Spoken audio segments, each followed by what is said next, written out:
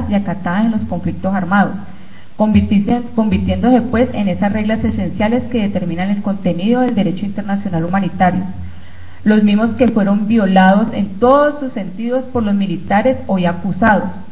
Hablamos pues de los principios de, primero, distinción.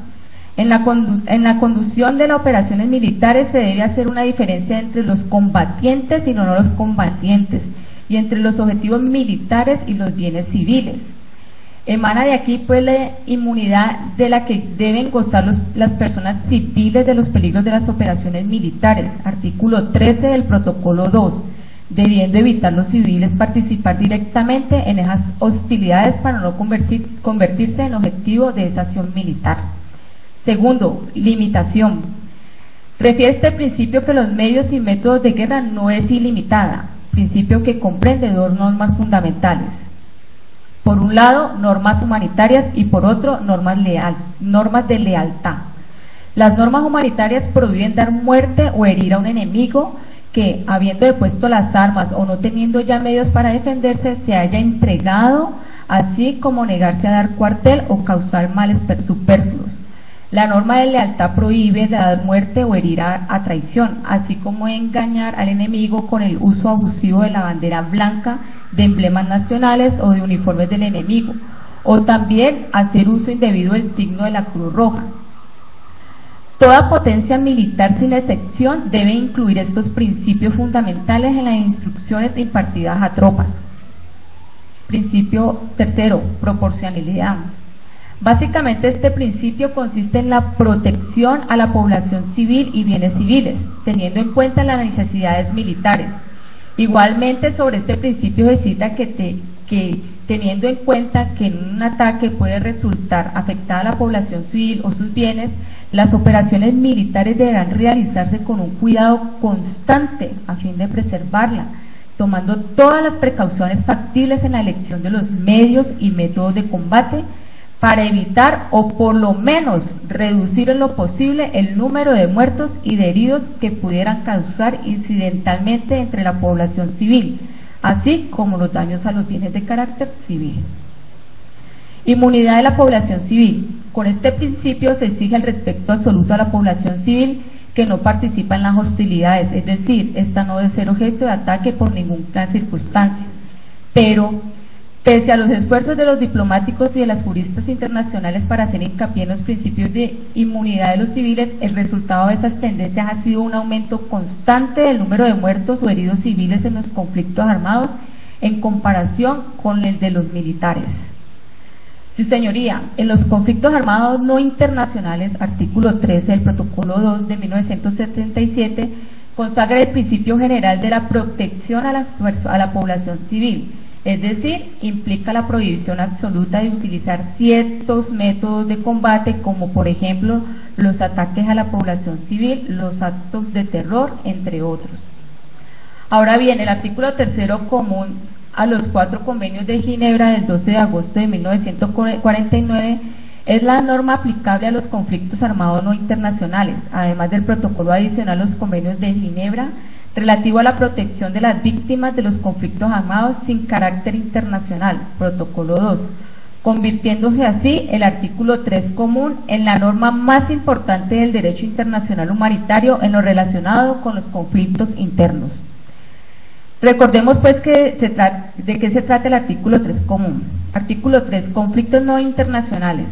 En caso de conflicto armado que no sea de índole internacional y que surja en el territorio de una de las altas partes contratantes, cada una de las partes en conflicto tendrá la obligación de aplicar como mínimo las siguientes disposiciones. Primero, las personas que no participen directamente en las hostilidades, incluidos los miembros de las Fuerzas Armadas que hayan depuesto las armas y las personas puestas fuera de combate por enfermedad, herida, detención o por cualquier otra causa, serán en todas las circunstancias tratadas con humanidad, sin distinción alguna de índole desfavorable, basada en la raza, el color, la religión o la creencia, el sexo, el nacimiento o la fortuna o cualquier otro criterio análogo.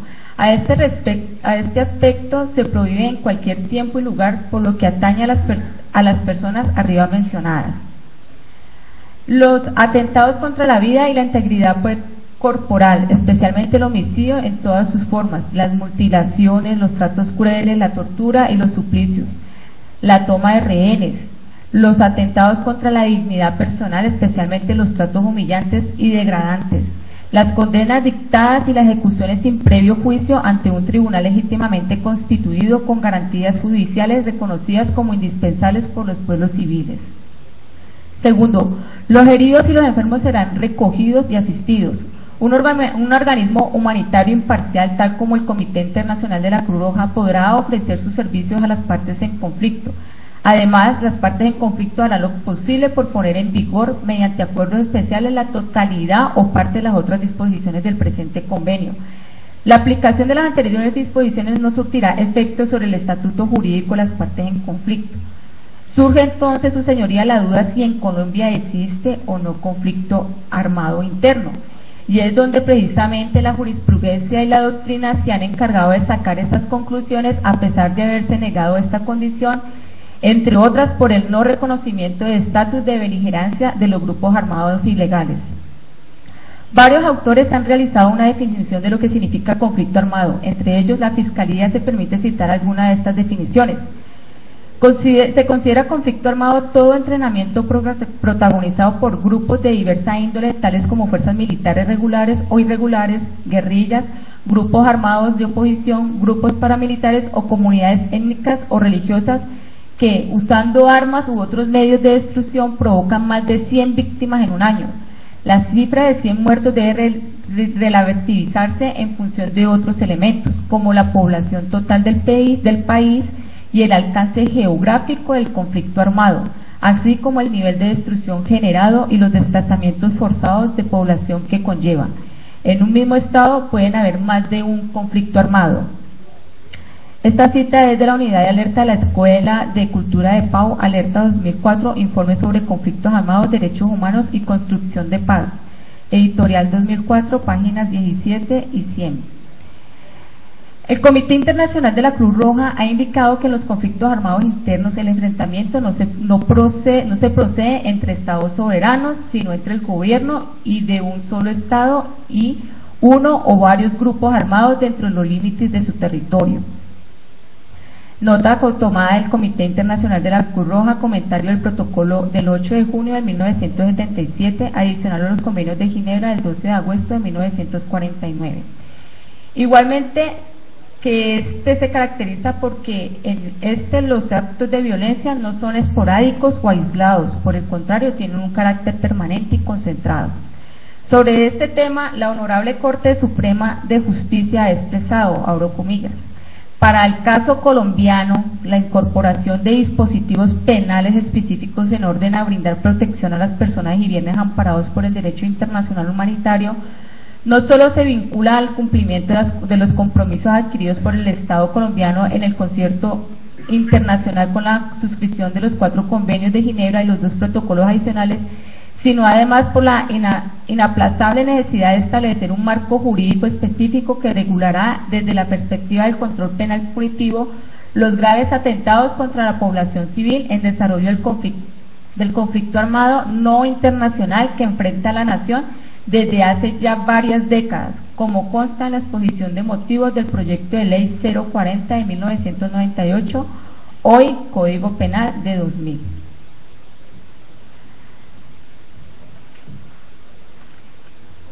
En este mismo pronunciamiento, sentencia de casación 29753 del 27 de enero del 2010, magistrado ponente José Leonidas Bustos Martínez, la Corte Suprema de Justicia ha expresado: no puede dejarse de lado que el Estado colombiano ha reconocido por diferentes vías la existencia del conflicto armado no internacional, como también a los grupos guerrilleros y de autodefensas como parte del mismo, con ocasión de la expedición de las leyes como la 782 del 2002 y la 975 de 2005.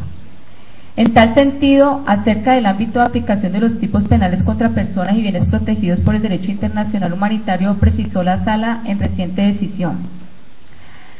Abro comillas, puntos suspensivos. Para la aplicación de los delitos tipificados en el título 2 de la parte especial del Código Penal de 2000, se requiere en primer lugar la concurrencia de un elemento normativo especial, a saber, la existencia de una situación que pueda ser calificada como conflicto armado. no internacional, porque todos los tipos penales allí consagrados requieren que la conducta se